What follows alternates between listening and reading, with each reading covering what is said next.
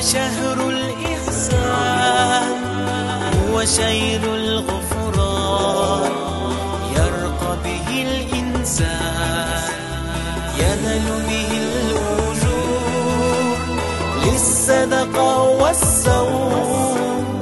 هو شهر يا قوم لا له